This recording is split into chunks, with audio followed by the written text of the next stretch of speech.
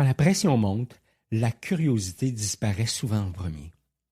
Pas parce qu'on manque de maturité, pas parce qu'on manque de conscience, pas parce qu'on est, en guillemets, moins bon que ce qu'on voudrait être, mais parce que le corps passe en mode protection, en mode automatique.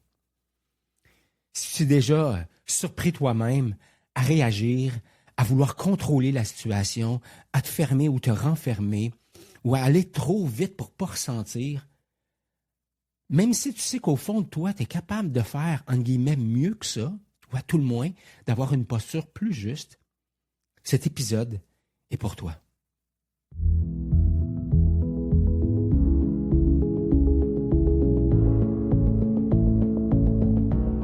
Épisode 1, restez curieux sous tension. Bonjour à toi et bienvenue sur le podcast de Curiosité radicale. Mon nom est Ghislain Lévesque et aujourd'hui, on va parler de curiosité dans les moments de tension. On va donc explorer ce qui se passe lorsqu'on est justement sous tension, ce moment précis, souvent très bref, où quelque chose se referme à l'intérieur dû à une tension, à un inconfort, et où, à ce moment-là, la curiosité disparaît presque totalement. On ne va pas parler de techniques pour mieux réagir, on ne va pas parler de solutions rapides. Ce n'est pas le lot du podcast Curiosité radicale. On va plutôt placer notre attention sur l'endroit où tout commence, la posture intérieure que j'accepte de prendre sous pression. Et je dis bien que j'accepte de prendre sous pression. Évidemment, c'est un geste automatique.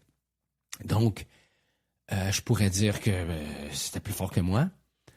Mais en même temps, au final, si je veux développer de la maîtrise, si je veux être capable d'agir au lieu de réagir, ce sera important de conscientiser que c'est une posture que j'accepte de prendre sous pression. À la fin de l'épisode, tu ne repartiras pas avec une méthode, comme je te disais, mais tu repartiras avec une capacité nouvelle à reconnaître le moment exact où ta curiosité disparaît. Ça veut donc dire que c'est à ce moment-là aussi qu'elle pourrait émerger. La plupart d'entre nous n'ont aucun problème avec la curiosité. Tant que tout va bien, quand on est calme, quand on se sent compétent, quand rien d'important n'est en jeu, dans ces moments-là, être curieux, c'est facile. On écoute, on pose des questions, on réfléchit, on est même en mesure de faire ce qu'on appelle de la nuance. Mais ce n'est pas dans ces moments-là que le leadership se joue réellement. Quand un bateau est attaché au port, à peu près tout le monde pourrait être un bon capitaine, mais quand ce même bateau-là est en mer et que la mer est agitée, ça prend un autre style de leadership. Le leadership, il se joue donc, il se mesure donc dans les moments de tension. Quand la pression monte, quand le temps manque, quand une décision a des conséquences, quand l'autre résiste ou les autres résistent, quand une relation devient chargée, quand quelque chose en nous se contracte, c'est souvent dans ces moments précis que le leadership existe ou pas. Et c'est exactement dans ces moments précis que la curiosité disparaît. On interprète souvent ça comme un problème personnel. On se dit « Ah, je manque de recul, je manque de maturité, je devrais être plus conscient, je devrais mieux gérer mes émotions. » Mais bien souvent, c'est rien de tout ça. C'est le corps. Si tu es dans une posture encore avec moins de pouvoir sur ta propre situation, tu vas te dire que c'est à cause de l'autre, que c'est à cause du contexte, que c'est les mots de l'autre, c'est l'énergie de l'autre, c'est l'intensité de l'autre. Il m'a cherché, peu importe. Et ça non plus, c'est pas du leadership. Et c'est encore moins de la curiosité. Quand la pression s'installe, le système nerveux fait exactement ce pourquoi il est conçu.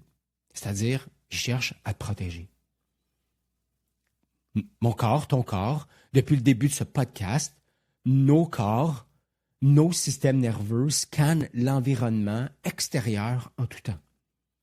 Il anticipe le danger, il se prépare à réagir. C'est pas une erreur, c'est une fonction de survie. Dans cet état-là, la curiosité n'est pas prioritaire. Pas parce qu'elle n'est pas importante, mais parce qu'elle n'est pas compatible avec la survie immédiate.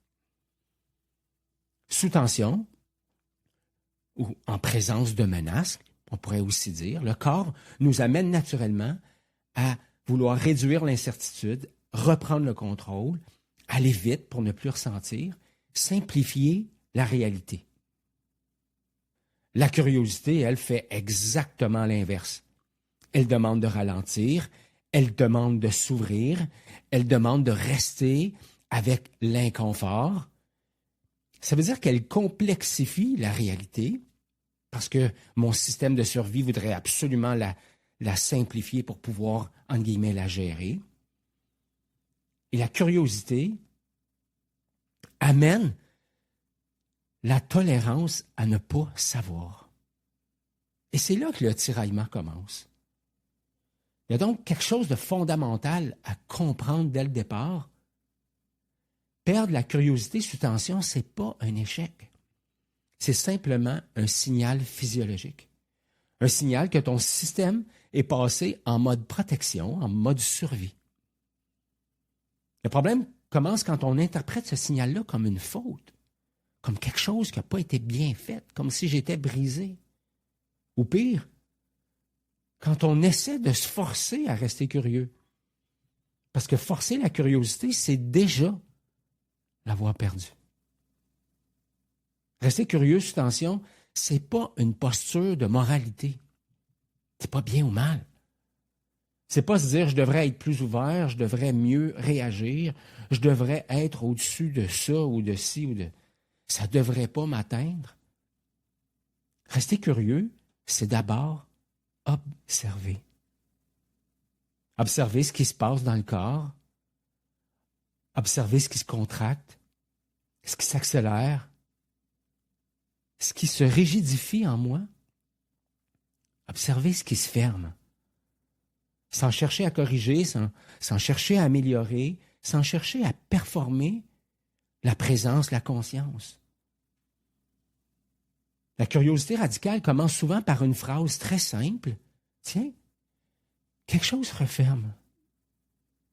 Qu'est-ce que ça dit de moi, là maintenant? Pas pour m'analyser, pas pour expliquer, justifier, juste pour rester en contact avec ce qui est vivant, ici et maintenant. Et déjà à ce moment-là, quelque chose change. Parce que la curiosité, ce n'est pas un état figé. Ce n'est pas, entre guillemets, un mode qu'on active. C'est un micro-mouvement. Un léger déplacement de notre posture intérieure.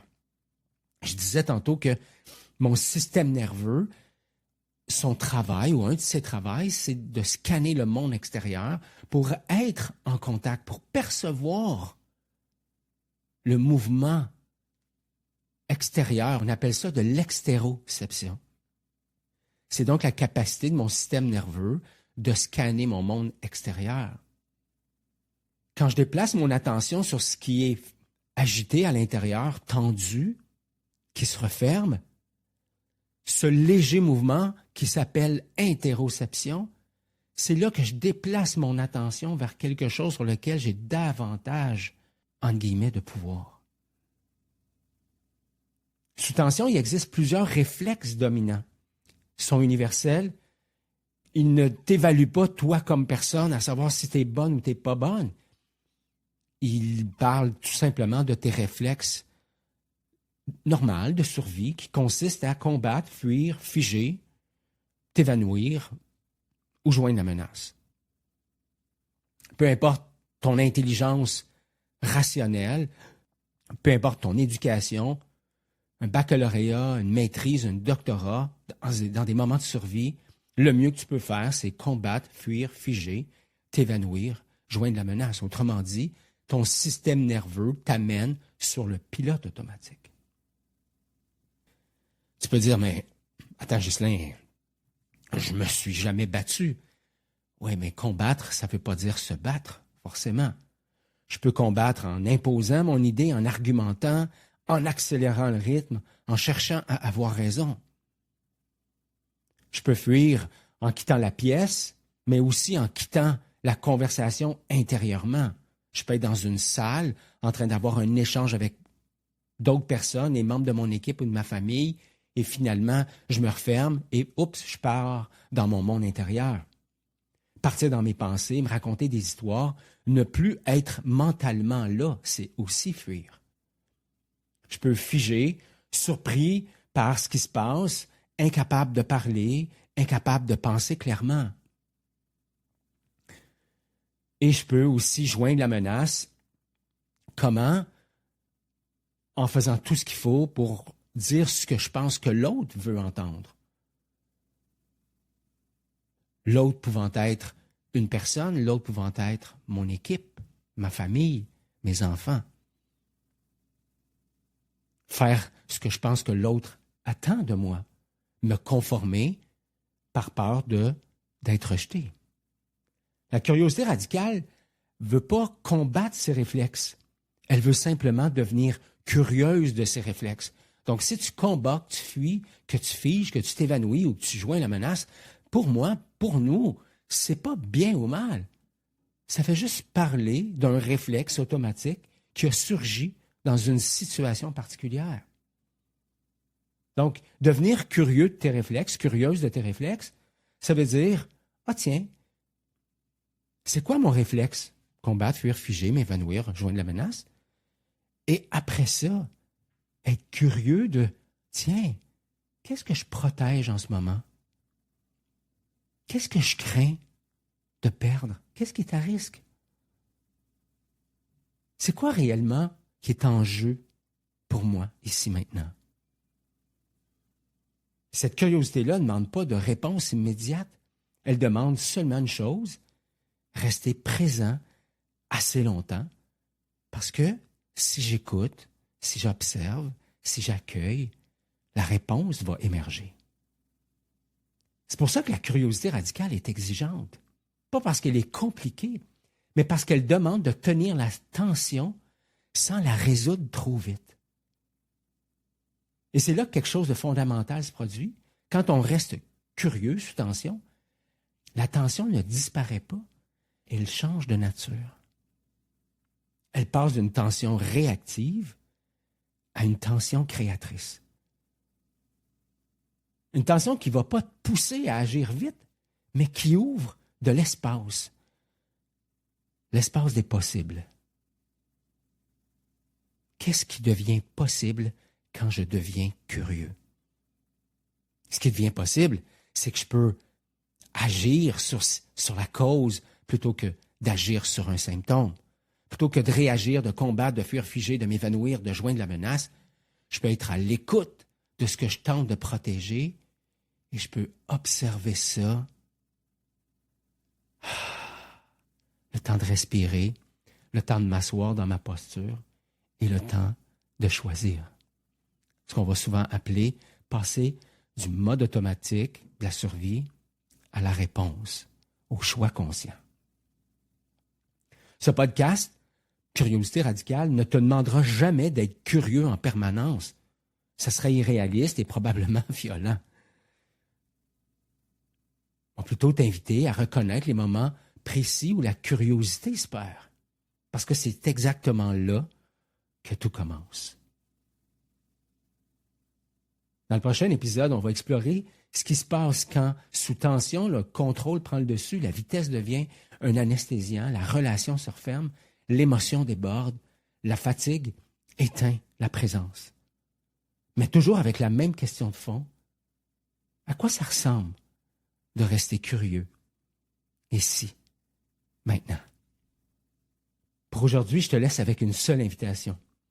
La prochaine fois que tu sentiras la pression monter, avant de réagir, avant de décider, avant de te corriger, avant d'imposer une solution aux autres ou même à toi-même, vois si tu peux simplement remarquer, est-ce que la curiosité est encore là?